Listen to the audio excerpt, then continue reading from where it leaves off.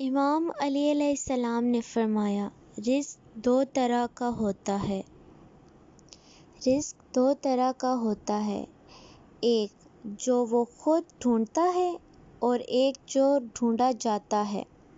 जैसे ढूंढा जाता है, चुनांचा जो दुनिया का तलबगार होता है, मौत इसको ढूंढती है, यहाँ तक कि दुनिया से इसे निकाल कर बाहर करती है।